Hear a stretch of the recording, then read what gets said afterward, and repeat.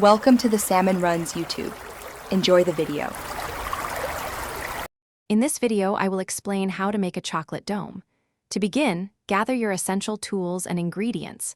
You will need a silicone dome mold, a double boiler, and a reliable food-grade thermometer. For the best results, select high-quality couverture chocolate containing at least 60% cocoa solids.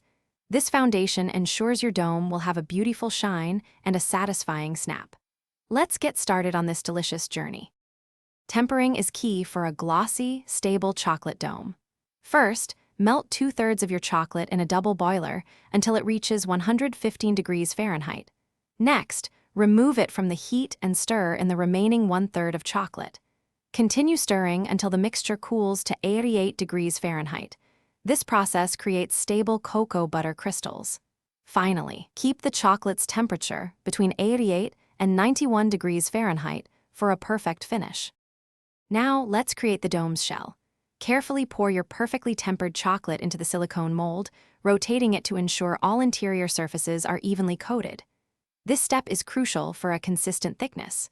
Then, invert the mold over a bowl, allowing any excess chocolate to drip away. This forms a beautiful, thin, and uniform shell. Finally, place the mold in the refrigerator for about 10 to 15 minutes, just until the chocolate is firm. The moment of truth. To demold, gently flex the silicone mold, carefully releasing your beautiful chocolate dome. Take your time to avoid any cracks. For a professional finish, lightly touch the dome's edge to a warm, dry surface for a few seconds. This creates a perfectly smooth, flat base. Now, you can fill your stunning chocolate dome with your favorite desserts or ingredients before proudly presenting it on a plate. Enjoy your masterpiece. Thanks for watching. Consider subscribing if we helped you.